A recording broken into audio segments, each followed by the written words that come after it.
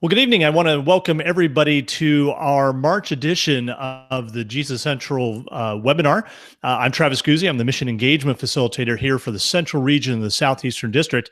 And tonight I am joined with a special guest. We have Peter Meier from the Center for U.S. Missions. Peter, good to have you here tonight. Thank you. It's great to be with you, Travis, and everybody. Yeah, thanks.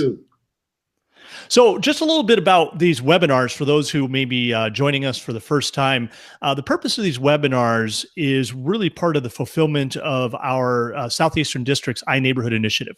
It's connecting with our neighbors in order to connect people to Jesus. And so we do these once a month webinars just to kind of focus what Jesus is doing in and through the Central Region, the Southeastern District, as we try to live out this iNeighborhood vision. And so we see these as ways to inspire, equip, empower, and resource God's people, everyday believers, to be everyday missionaries wherever they live, work, and play. And so it's great to have you. And so we invite people who are living on mission. We also bring in mission thought leaders. And tonight we have Peter, who's going to be joining us. Peter, I'd like to just kind of start tonight finding out a little bit about who you are and what you're about. Sure, thanks. First of all, I'm a child of God, and that's number one on my list. There's no greater person that I could say I am than God's own child. And then also, I'm the husband of Kathy, and I am the father of 3 children, all married, grandchildren. So that's a big part of my life too, is my family. I'm also ordained and served in the parish for 23 years. From there, during that time, we planted a church, and I just kind of got my feet wet with the whole idea of mission, both overseas and also here, going on some mission trips and, just doing stuff that you do in the parish. And then I was invited to the district office in Minnesota South District as mission exec. So I served there for 8 years. And then 5 years ago, accepted the call to Center for U.S. Missions as executive director. And here we are. So it sounds like you eat, drink, and sleep missions. Sort of, yeah. It's a big part of my life. I think that's what God calls us to be about. As we're disciples who follow Jesus, that means we're in mission. And I don't care if you're ordained like I am, or if you're, working in the gas station or on a farm or whatever you're doing. You are called as a child of God, as a baptized person. You're called to be His witness, and that means you're a missionary too. So. That's awesome. My job is to come alongside and help people be who God calls them to be. Wonderful. Well, that sounds like an exciting vision. I appreciate your time with us, and I think you're going to have a lot to kind of speak to those who are going to be watching and what we're about here in the Southeastern District. I'd like to really kind of start in maybe more on a personal level with you tonight. One of the things that I always ask all those that we interview is what's Jesus been stirring in your heart lately? Well, in the area of mission, what He's been stirring in me is a real burden, I think, for the church, the established church that sees itself or sees success as being big and, many programs and many people and, always ever expanding in terms of, what we're doing on location in the building or on site. And I think years ago, I started out graduating from seminary, and then my later years in the parish, I was in PLI. And our vision, was what do we do for something, to grow big church? And that was seen as success. And God has been saying to me, especially in the last several years, and recently, He's been saying large church or success isn't necessarily success in God's eyes. The Addition Church reaches its limit, and there are some good, healthy Addition churches, but God is saying we can do a lot better job and much more in line with the mission of God if we think multiplication and if we send people instead of gather them. And so it's really a matter of how can we send people out into our neighborhoods? How can we send groups of people out maybe to start something new, a new church, a new ministry? And by doing that, we multiply and reach new people. So we really expand our capacity as we send. And that's been a big thing on my heart lately. And that's really what the center is about too. Yeah, yeah, awesome. Well, that sounds like Jesus has been kind of. I know that's been for me. I think where I started 25 years ago in ministry, and I used to think about the big and the grand and how to attract people to events and programs and all the things. And for me, the vision has just been totally changed, much more to more and more I think about the one, the one person that God brings in my life, the one person that God has called me to bless in that moment. And you think of Jesus, who would leave the 99 to go find that one, of just how important that one is. And while the big can be great and God can do stuff, oftentimes it's in those small one-on-one encounters that Jesus does some of his best stuff. Well, it amazes me as one of the things I do is I read through the book of Acts every month. So there's 28 chapters in the book of Acts. That's about one a day. So with a little catch up time if I fall behind. So reading through the book of Acts, and then I'm also working my way through Matthew right now, and I'm seeing Jesus, working with the 12 disciples and then the 12 multiplying, going out, and it's always a matter of multiplication, but it happens one at a time, and it happens as we work, one-on-one, small groups. God is amazing when it comes to small things. I say God's a champion of small things. So, look what he did with a little stone and the giant Goliath, with David. So what can he do with the little bit I have?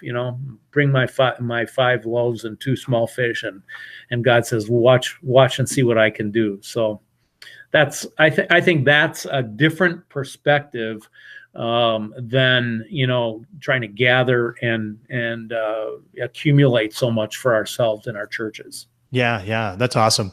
So tell us a little bit about the mission and vision of the Center for U.S. Missions. You've been there for 5 years. What are you about with the center?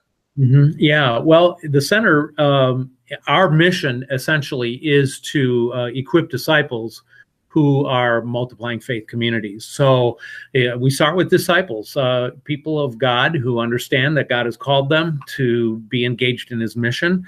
And that's all of life. I don't believe we have different vocations in life. I think we have one, and that is to be that's to be a missionary. That's to be on mission for God, and we carry that out in whatever stations we live in. So number one, we start with that disciple, and then we say, how can we equip you to multiply faith communities? So where congregations might be interested in launching something new, a new ministry, maybe actually plant a rostered congregation, even from a rostered congregation to just some new ministry, we can come alongside and share principles and best practices to help you with that, so that you don't make mistakes that others have made and stumble and find yourself misusing God's precious resources. So that's what we're about.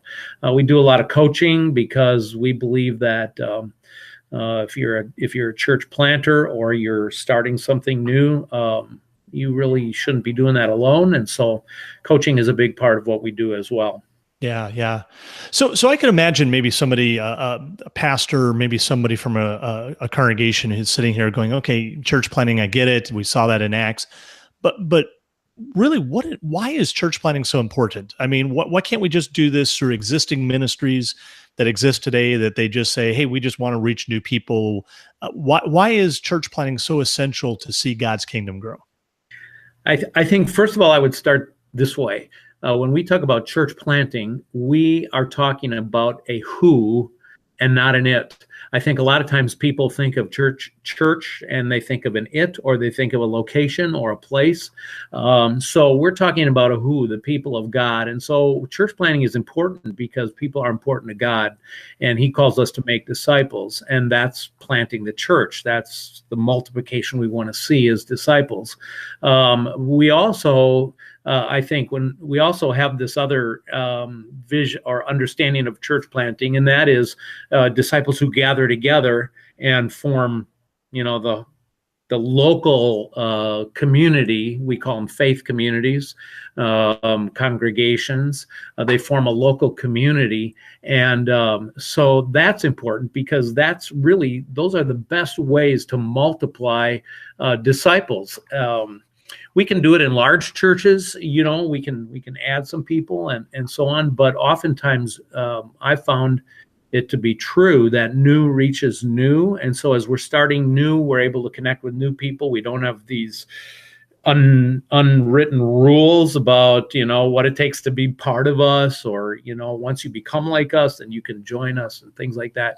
So new reaches new in ways that existing oftentimes struggles. And so I think the vitality of, let's say, a denomination or a district or something like that, even of a congregation, depends on multiplying and starting new.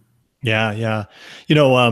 What comes to mind are Jesus' words of, you can't put new wine into an old wineskin, because you'll either ruin the old wineskin or ruin the new wine. And I think about that. Sometimes I think congregations, what's challenging and why it's difficult for them is sometimes the structures which are natural to any ministry that develops over a period of time. There's a culture that develops. There's kind of programs and systems and ways of doing things that eventually it gets to a point where it becomes very difficult for them to stretch for perhaps the new people that God wants to bring into his kingdom. And sometimes what it takes to reach new people is something new that is very different than what's been before. And it's not that, I love vintage wine.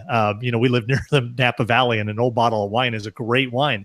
And you think ministry, we've got some great new ministries, but at some point you got to make new wine.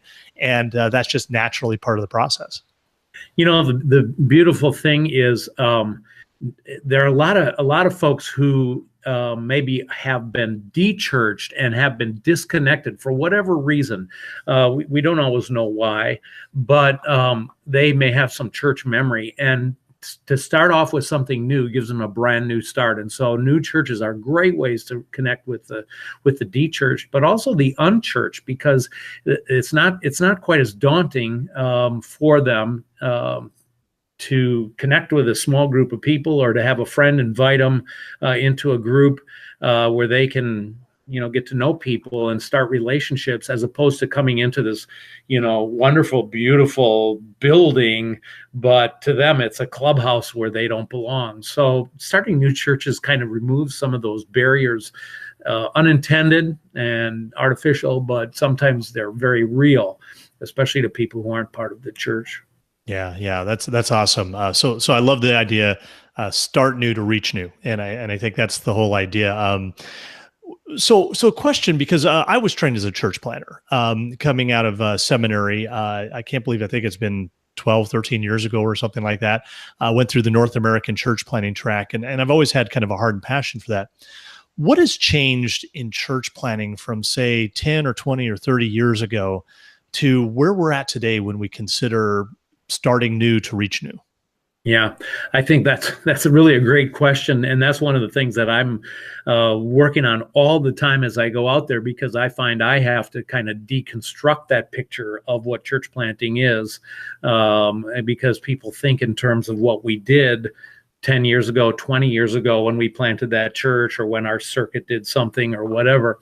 And first of all, I think the culture has changed dramatically. So the fact that we're now in post-church culture, and there's a large, ever-growing number of people around us who simply are, we call them nuns, or unconnected, or unaffiliated, and those numbers just continue to grow. And as generations move on, those numbers are just going to swell, most likely. That's the track, that's the record. So that's one issue. I think the post-church culture, multi-ethnic, we are in, I don't care where you live, in the heart of the Midwest. So I'm here in Minneapolis, and my goodness, we have people from every culture right outside of our doorstep. The world is here. It's one of the gateway cities in terms of immigration, people from all over the world. And so even in the most rural communities, I've said, when I was mission exec, I said, man, you guys could really be doing Hispanic ministry or whatever. So that's something that's newer and it's growing. I mean, within just 20 years from now, there will be no majority white culture. So we have to kind of get over that and say, okay, if we're post-church. Which is a challenge for us because the Lutheran Church Missouri Synod is one of the whitest church bodies. 98%. I mean, the Mormons are more diverse than we are, if that's the case, we got a problem. 98% for LCMS, and it is a problem. So, I mean, we need to recognize the change in our culture, who no longer accepts, church as authoritative or pastors as respected in the community. We have the multi-ethnic context, and of course, there are all kinds of other things. I think methodology has changed. We are no longer seeing church plants where well, I shouldn't say no longer, but very few, where 150 people are hived off, and you bought some land and you build a building and you send a large number of people. The large start, very few of those actually taking place, at least within our circles. And so I think with the cultural changes and what we're seeing is, okay, we're going to focus on disciples, and we're going to focus on making disciples, which happens one-on-one, and it happens in smaller groups. So even we don't talk as much about church planting. We talk about church multiplication. We talk about faith communities, which, we're going to hear more about micro churches, which can be anything from something that meets in my house here to, a group of 20 or 40 people that meets in a larger space. So all of these things have changed. 10 years ago, it was, okay, how are we going to launch large? And everything was geared one size fits all, pretty much, I would say. And that may not have been true across the board. There was we had a pretty good amount of immigrant church planting, but again, that's culture specific, just like it is to plant an Anglo church. And we have to think multi-ethnic. We have to think of second generation when it comes to our immigrant brothers and sisters, and our own children too are part of that multi-ethnic mix. And it seems as if with that changing context we're in, it's calling for different strategies. It also probably even calling for different funding models. I mean, I even remember coming out my last year of vicarage, I was supposed to plant a satellite campus, and very quickly I got shifted in focus to kind of more of starting a multi-ethnic ministry. And before I knew it, 9/11 happened, and God opened an incredible door with Muslim ministry. I was working with 40 Afghan college students. And never could have planned it. That was a Jesus moment. God decided that, and I just had, by faith followed. But one of the challenges that I had was I was on a kind of the old church planting model of 3 years decreasing salary, with the idea that you gather some other Lutherans or some other Christians together. But that didn't work for my context because, working with a Muslim, it could be 9 years before I get a convert. Let alone a tithing community. So how does that change of even how we go about and fund the mission, and what kind of things do we need to consider with that? Well, I think just the whole, if you're working with let's say one of our LCMS districts, and you're looking for funding, really the districts have to take that into consideration. 3 years and out. I guess many districts are still doing that, but I think it might be a wiser model to say, okay, how can we either the bivocational piece along with that, or maybe we extend that 3 to 3 years, and maybe it's a little bit longer but less dollars up front, and you're bivocational, so you have a planter who's earning income, from some other I would say symbiotic means with or method with his planting, something that works together. I think even members in church recognizing that God in the group that they gather, and that's what I mean by church, realizing that God has given, first of all, he's called them one vocation, missionary witnesses. So God has given me this job, be it a scientist or a teacher or whatever my job is, and I earn income from that. Is that just really for me to spend, however I wish on my desires? or maybe has God given me that income so that I can also get engaged in this church planting, and whether it's my personal involvement or my financial support or whatever. I think that's a piece. We always look at funding in terms of dollars, but I think God gives us resources way beyond dollars, and those are people.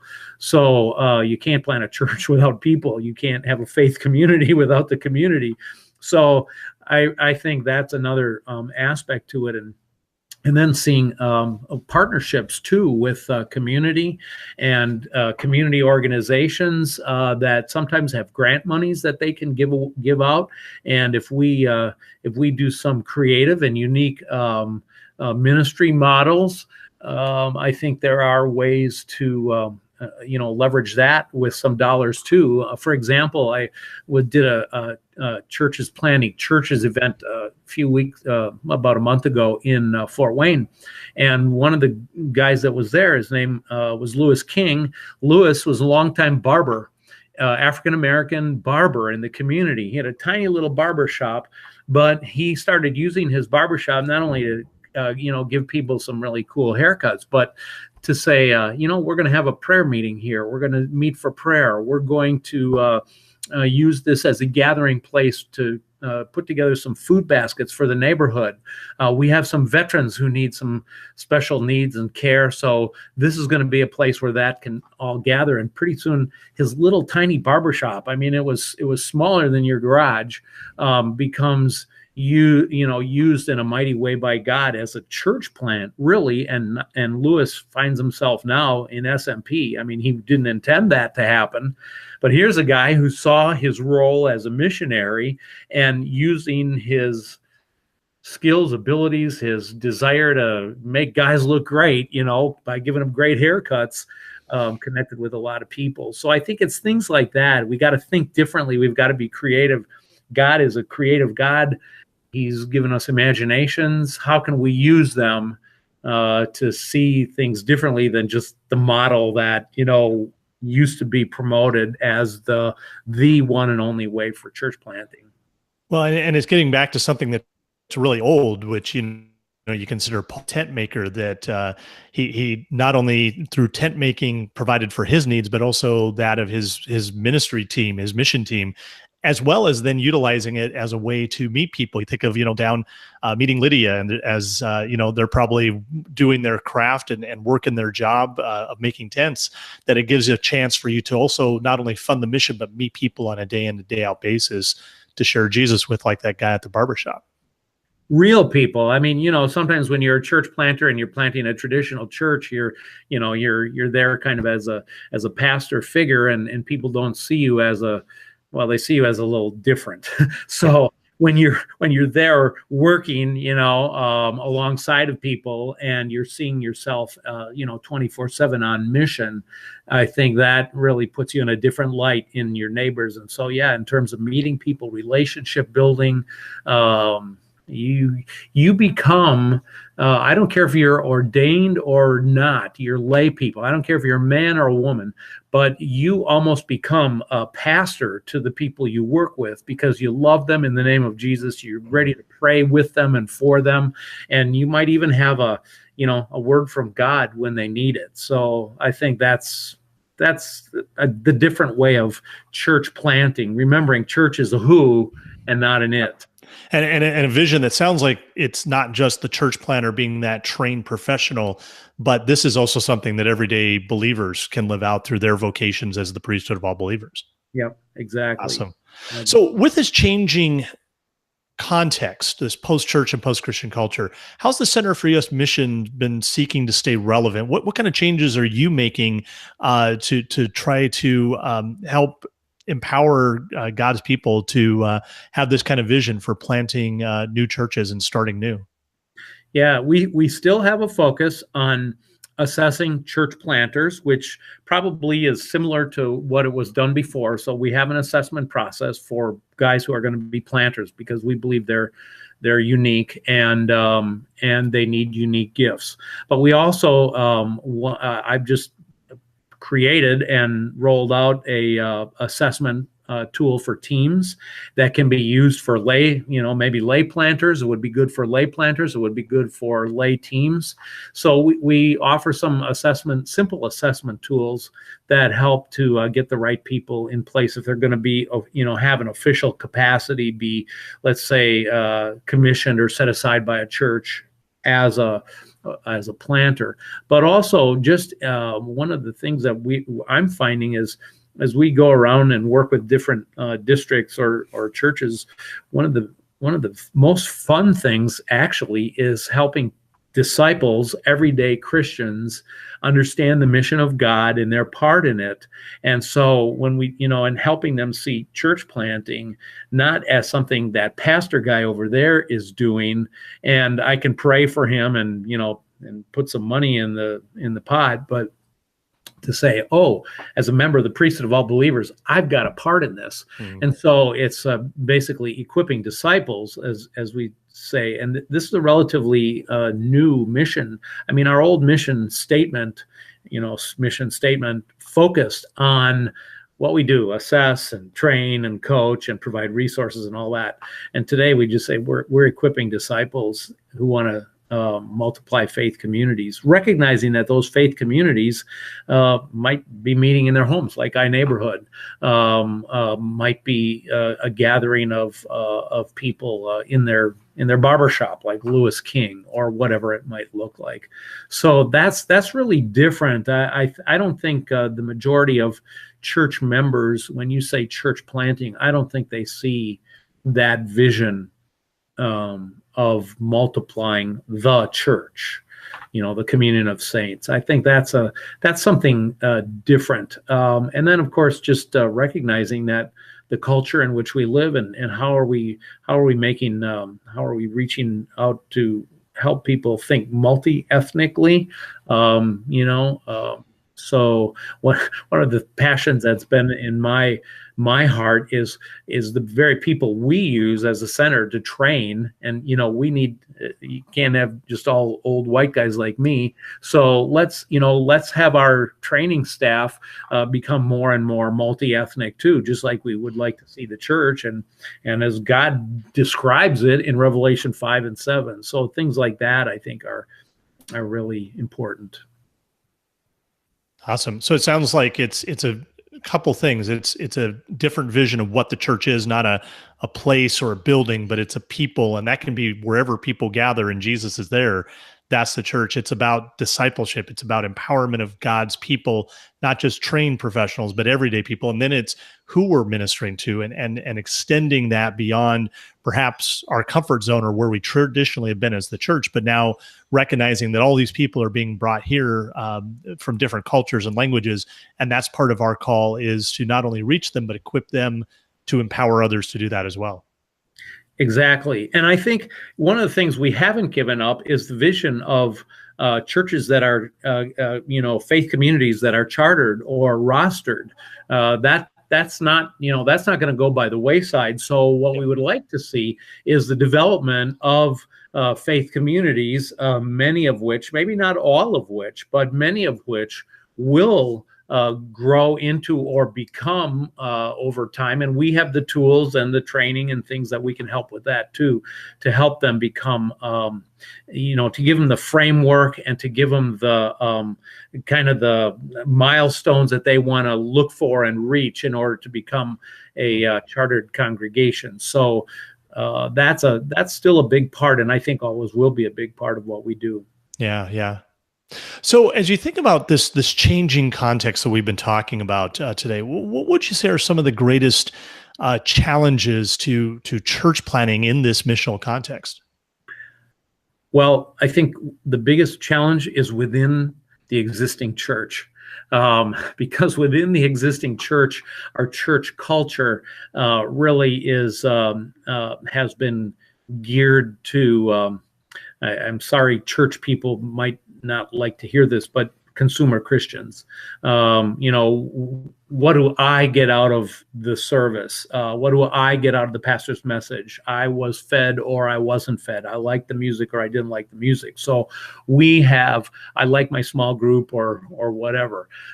So we have what what I think we've developed, and maybe this is a church growth thing that we're struggling with now, but we've developed this consumer culture that it should please me, and that's really not what God intends. I mean, I see, as I read the book of Acts, I see people who were pushed out of their comfort zone. It's not about getting comfortable. It's really about, going to those who are hurting and on the margins, and how can we be Jesus to them, and how can we love them in Jesus' name? Mm. So the existing church culture, in order to keep that going and growing, and to see these successful churches growing larger, we've got to keep the consumers happy, and that's a bottomless pit. We're never gonna keep everybody satisfied that way. So I think that's one thing. And when we do that, we just put ourselves in a addition category that,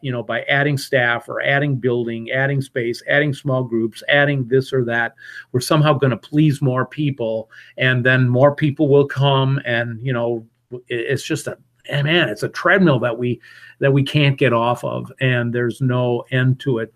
So I think that's one thing. We have to recognize this is a consumer culture that maybe not every congregation has created, but somehow we have to reckon with that and fall, kind of get out of that and say, if we have to go from the consumer culture to ascending culture, because that's New Testament. Well, that's Old Testament too. God's ascending God. So that's us. So it's a change from the church is here for me is I am part of the church for the world. Yep, exactly.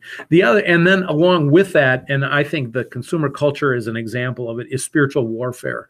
I really don't believe that we have taken spiritual warfare seriously, or maybe it's not seriously, but that we don't recognize it around us. And for example, our brothers and sisters in Mekane Jesus, and in Africa, our brothers and sisters, our Hmong brothers and sisters, man, they recognize it, they see it, they deal with it immediately. And we, in our traditional North American church culture and context, don't. So I think spiritual warfare, teaching about that, even Jesus in the Lord's Prayer, he says, deliver us from the evil one. It's really not deliver us from evil. Deliver us from the evil one. And the evil one wants nothing more than to, throw us off balance and destroy the disciple-making process and multiplication. He loves us to be in the addition mode instead of the multiplication mode. And so that's another challenge. I think that's huge. And of course, then the positive side of that is the biggest challenge is equipping disciples to make more disciples, coming alongside and helping them, kind of being right there with disciples as we disciple them to make more, and celebrating those, and working to provide them with tools and encouragement, motivation, spiritual maturity through the word, That's really the greatest challenge. Get over the what's in it for me, the consumer mentality, and say, okay, how does God want to use me to multiply and make more disciples? That's awesome.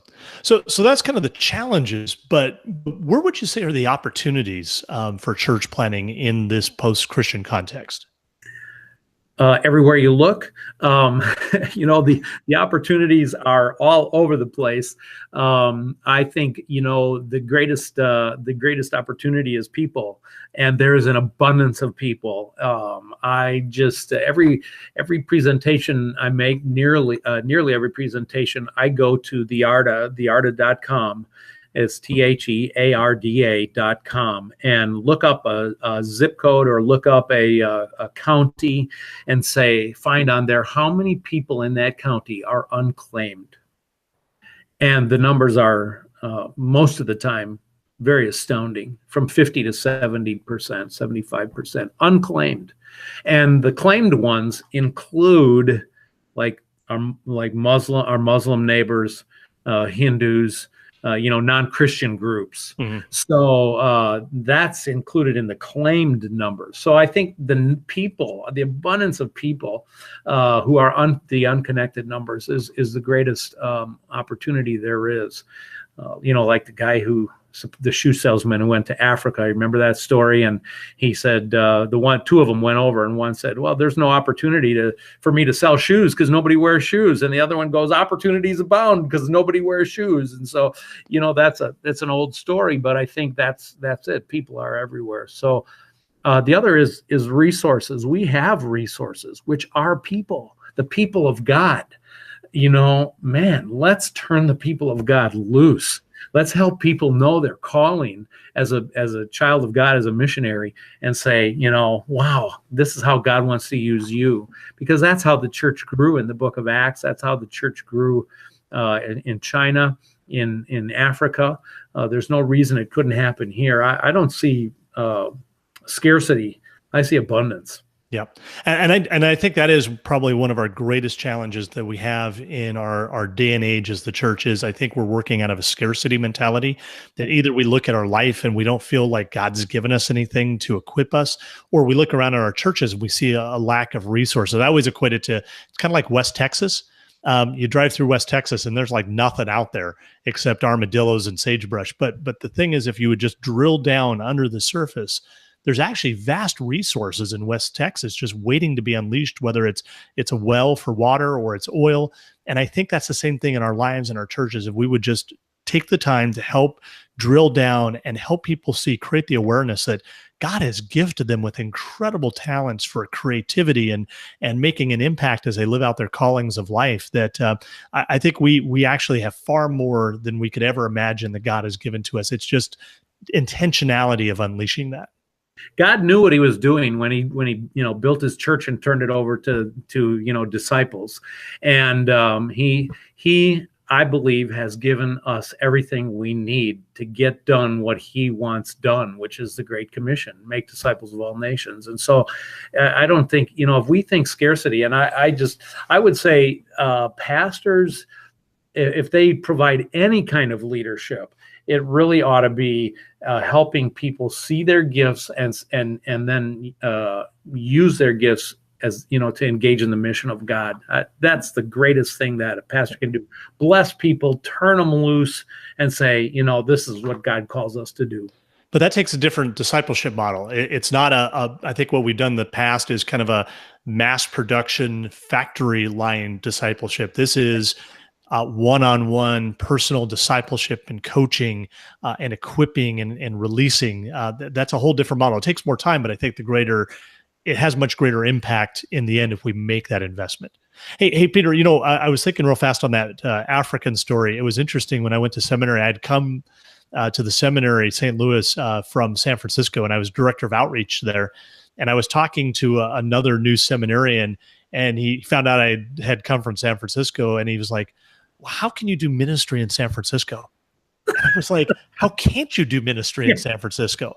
But the mentality that we approach it with, for him, ministry was working with good middle-class people, nuclear families that had their lives, they were relatively clean. For me, actually, I think that some of the greatest opportunities for the gospel and for the kingdom is in the messiness and the brokenness of life, that actually people are craving good news. But that's uncomfortable for us. And that, I think, is part of the challenge. Are we looking for the Lutherans, to gather the Lutherans in the very center of it all, and keep that tight?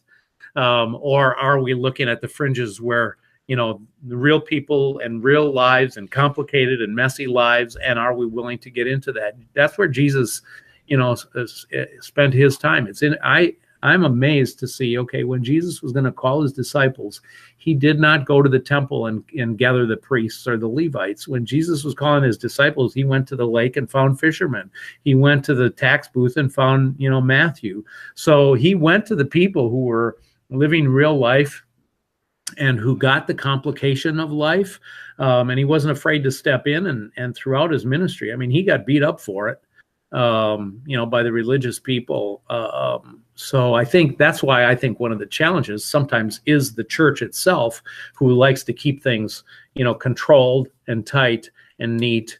But mission is on the fringes where it's messy and complicated.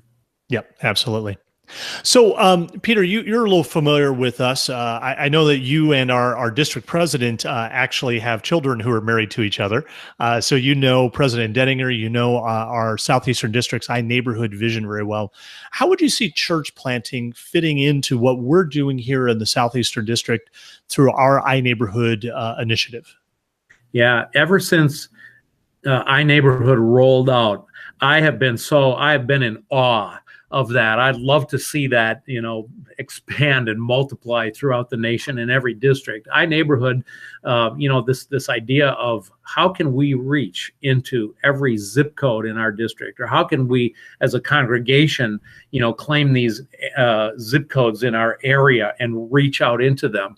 Obviously, it's not going to be done, by a pastor, and it's not going to be done by expecting the people to come to church. So the way to do it, and you guys have really latched onto this, is to say, we're going to send the people of God to be the people of God and do the work that God calls his people to do in their neighborhoods. And that's where I think that's the beautiful thing, because you're saying to the disciples, go and basically multiply faith communities. And that's where we come alongside and say, we will help you. There are some structural things, maybe. There are some things that are helpful to know. There are some milestones that you might want to aim for when you start forming something as a church, as a faith community. But even before that, how do you prepare for that? And how do you go from a gathering in my home to something that's a little more frequent and regular in our home, and maybe with a prayer before we enjoy our barbecue, or whatever, or maybe a neighbor's having some issues, and so we say, hey, let's pray for our neighbor. But when you get into, okay, how many of you guys would be interested in studying the Bible? Or I found this new Bible study, interested in learning more about God. And so when you start moving into that, then you're bringing a little bit more structure to it, and you're starting to form, the word community, as you guys call it. I think that's what you call it. Yep. Word so you're forming the word community. And then, from there, you're going to get people who want to know more, and who probably are, would be ready to say, hey, we can form as a word and sacrament community. And what does that look like? So then you're starting to move into what might we need to do to form as a congregation, even though small. You don't have to have 100 people to be a congregation. You can have 30, you can have 20, and you can still be a congregation. In fact, we have a lot of congregations in the Missouri Synod with 20 people, and they're rostered, and they're voting at conventions and everything. So we can do that, forming these new faith communities. And I think the training that we offer just comes alongside really nicely and helps people to do a good job of putting that together. Yeah, yeah. So I have another question for you, and with it, I kind of want to give you an analogy. I've been kind of processing this over the last number of years. So how can church planning principles apply to God's people who are seeking to connect with their neighbors, to connect them to Jesus, like what we're trying to do with iNeighborhood? And maybe an image is, instead of it's so sequential, like laying down train tracks, that it's more like surfing, because sometimes it's a surfer, you're kind of waiting for the right wave, and maybe this isn't the wave, and maybe that relationship didn't work out there, but boy, all of a sudden something seems to open here. What would those principles of surfing in the kingdom, of those church planning principles, help God's people in living this out as they love and serve their neighbors? I love the question, because we say that our training is principle based, and not one size fits all, or follow these 5 easy steps and you'll have a church today. Right. Yeah. We don't. It's not 5 easy steps, but it's principles like this one. Jesus is Lord. That's the basic confession of Christians. Jesus is Lord. What does that mean for you in your life? How does that shape you in your life as a disciple? And then to think that Jesus has a vision for his church. So what vision, sort that out. What vision might that mean for me? What might that mean for my family, or the little group that I'm gathering, in iNeighborhood? Jesus is Lord, and he has a vision. Lord, won't you show me your vision? I think that's part of the surfing thing, because I think I've got it a vision, and I think I've got it pretty clear. And all of a sudden, I realize, oh my goodness, that's not going to work. That's not where God's taking me. So, Lord, so it's a matter of seeking God's will and seeking that vision that He has. So yeah, Jesus is Lord, and He has this vision. So open my eyes to see what you see. And then another one of the principles we teach is prayer. Prayer is so vital. That we say prayer really turns our attention to God, because I realize I can't do it myself. I don't know what to do, by myself. I tried this and it had some success, but that was totally me with the Muslim ministry. I mean, seriously, I had tried everything I could, and I finally came to a point of, Jesus, if something's going to happen, you've got to do it. Yeah. And God opened this up, and I never could have planned that. I never could have said, hey, we're going to do ministry with Muslims in this way. That was an all Jesus thing. And it's sometimes it kind of takes an end to ourselves, though, for that to happen. Amen. I have seen church planners, hit the wall because things aren't working according to their plan. And on the other hand, I've seen God connect dots, open doors, bring people in that just, make it just explode, because that's what God has in mind. So prayer is such an important thing. Lord, let your power be seen. Let me see what you want me to see, not what I see with my own eyes, in terms of that vision.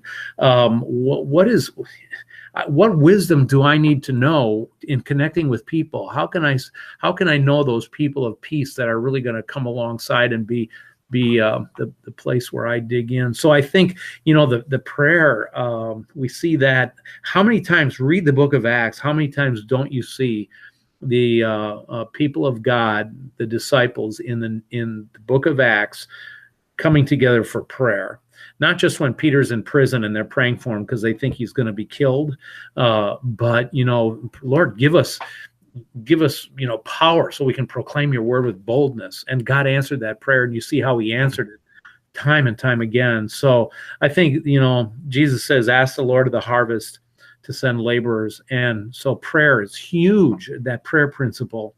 By the way, here's a little thing. I'm just going to invite your listeners and you to join me 10:02 every day, 10:02 a.m. My alarm goes off, and it's a reminder to me to pray to the Lord of the harvest for workers in the harvest field. That's from Luke 10 verse 2. Look it up. Luke 10 verse 2. So that's a prayer thing. Another thing is, when God starts to reveal His vision. This is another principle. When God starts to reveal His vision, and I think I'm getting this, and I'm praying it through and stuff, it means I got to actually, get my pencil out. I have a pen here. I should have a pencil, because it should be a pencil, because it's going to change. But I get my pencil out, and I get a piece of paper, and I start making some notes. I start journaling in my prayer journal or wherever it is, and I start making some notes and developing a plan. Who are the people I need to talk to? What are the next steps I need to take? What are the things I should be doing this week or this month or in the next 90 days? So God's vision is always going to lead to, prayerful planning to take those next steps. And you can't, Ed Stetzer one time said, you can't plant a church in your head. You got to actually put your pencil down and write some stuff on paper to develop a plan. So I think that's another principle. Another principle is every church planter needs a mentor. Every church planter needs a coach. Don't try to do it alone, because it's dangerous. Yep, absolutely. When you church planter, and so you're stepping into Satan's territory, and believe me, he's going to come roaring back right at you. And anybody who's done any church planting has experienced that. And sometimes you wonder why your kids are getting sick all the time, or why they're getting in fights at school, or you're wondering why your car broke down when you were needed it to go make some visits or something. I don't know. And believe me, there's a reason for it. And so you're entering Satan's territory, and you don't want to go alone. So every church planter needs a mentor or a coach, and you got to have somebody. In the Bible, Saul or Paul had his Barnabas. So who's your Barnabas? That's another one. I think another, I could list a whole bunch more, but I think another key one is the central work. The most important thing we do in church multiplication or starting new faith communities is number one, we help people see Jesus, right? Jesus central. Jesus is central. We help people see Jesus. Number one, that's learning to trust him and love him the way he loves us. So, and then secondly, we help them mature as a disciple. So that's kind of like evangelism and discipleship.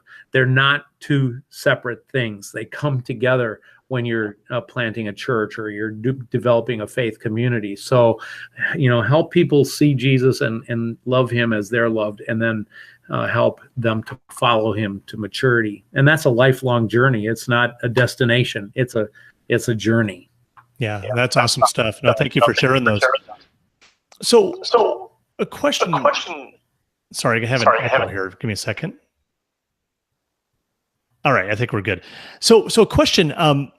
What is an example of maybe a church plant that's living these principles out, that they're connecting with their neighbors and loving and serving them for the kingdom, the way that we've been talking about? I gave you one great example, Lewis King, this barber in Fort Wayne. I just think he's a great example of someone who just, took his life and his vocation in the workplace, his station there, and has developed it. So I think that's one of them. Another one that I think of right away, I just met with a guy yesterday. His name is Carl Johnson.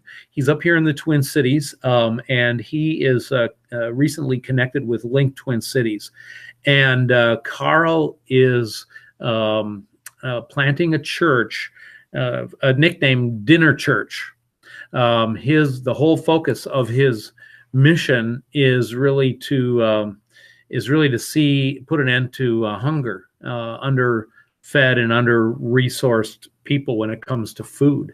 And so the basis of his church plant is feeding people and helping people. And so these, again, are not lifelong Lutherans. These are people who are stepping in from all over the place in the neighborhoods. And his goal in his particular neighborhood, he told me St. Paul has 19 different neighborhoods, I think. And in his neighborhood, he's looking to connect 500 people to Jesus and to start neighborhood churches or faith communities, which really are ultimately what he wants to do is get these storage units and turn them into basic grocery stores for the neighborhood, so that every church is a grocery store. I thought that was kind of an interesting mission. I think we lost you. We are experiencing technical difficulties. Please stand by.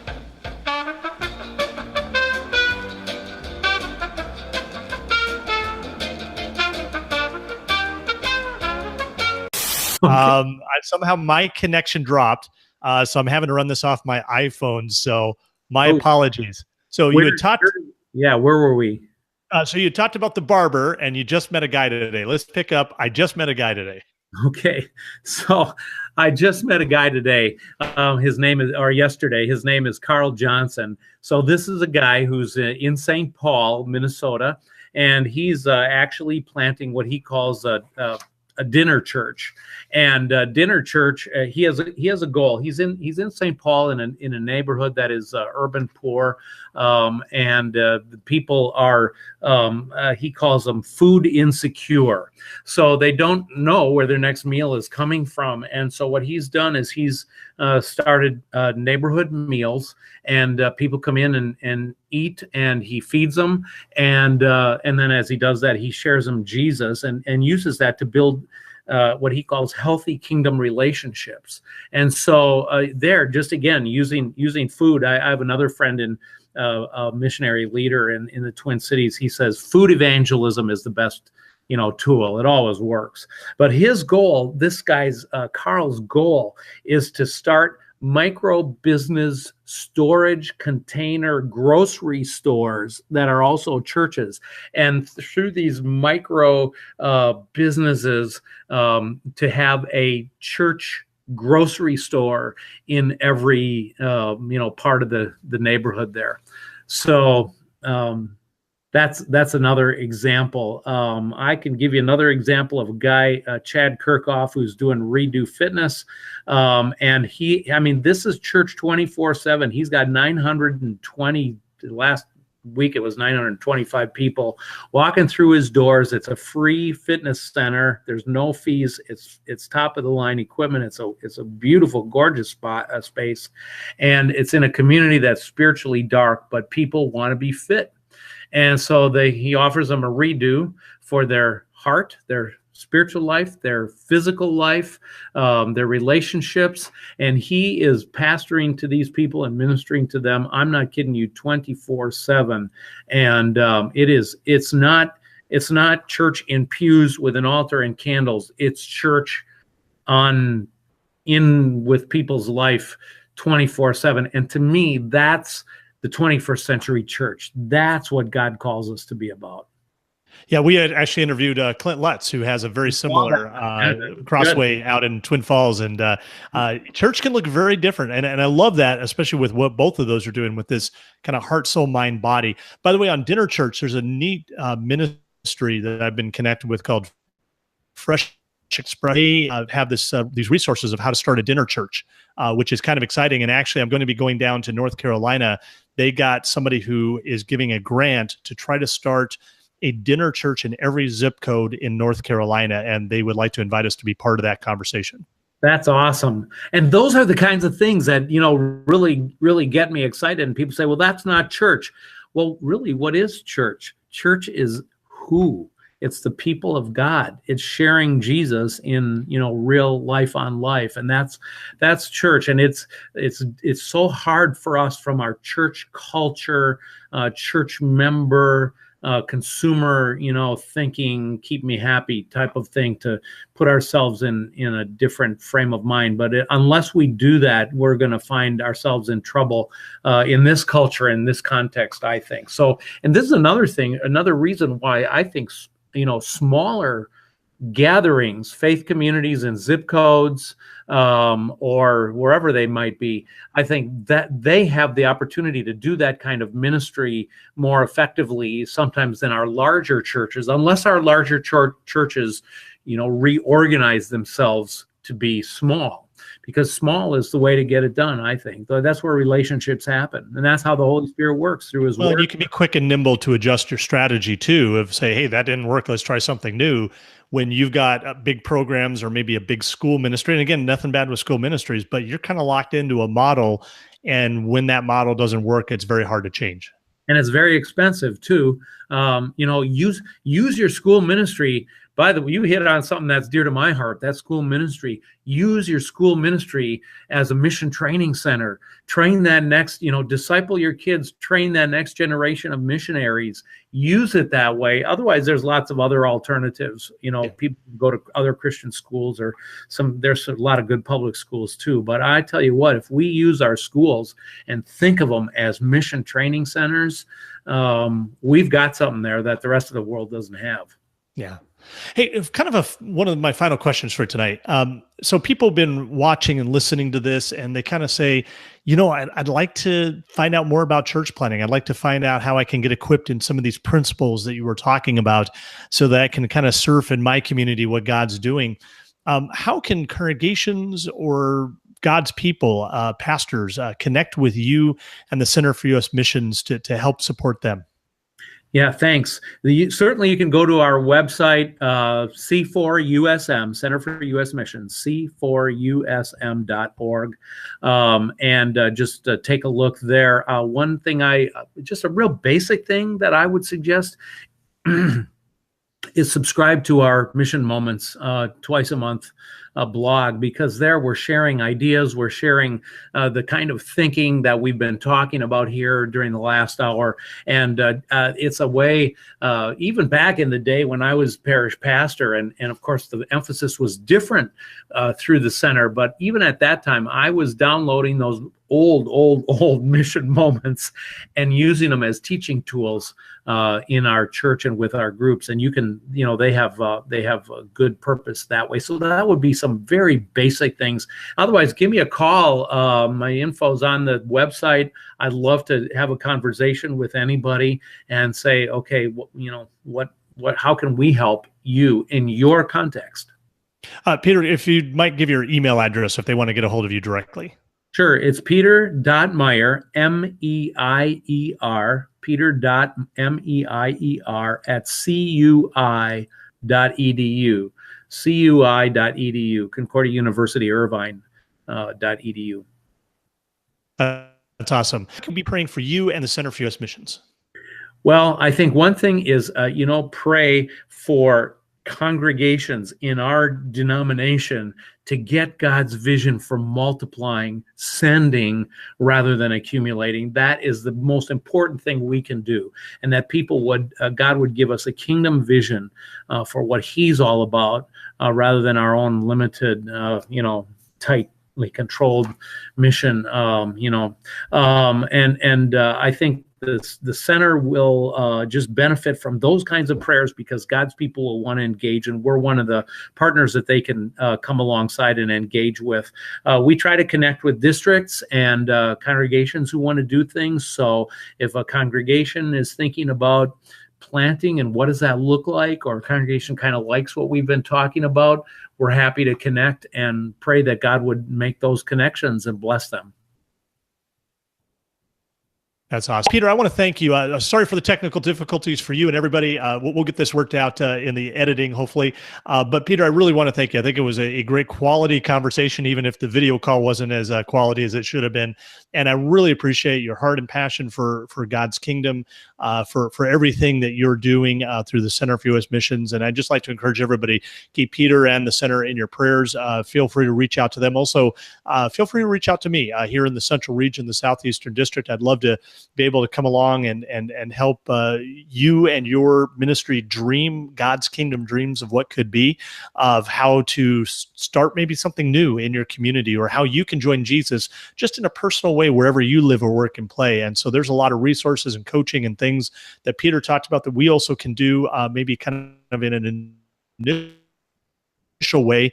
We're ready to take that big step of jumping out of the boat and joining Jesus and what he's doing, that then you could kind of do work with Peter and the Center for U.S. Missions. Peter, thanks again. I really appreciate it. For all of you who have joined us, we appreciate you continuing to join in on these interviews that we do, and we hope that they're a blessing for you. And as always, remember to keep Jesus central. Peter, thanks. God's blessings. Thank you, Travis. God bless you too. Okay. Have a good night, everybody. Bye-bye.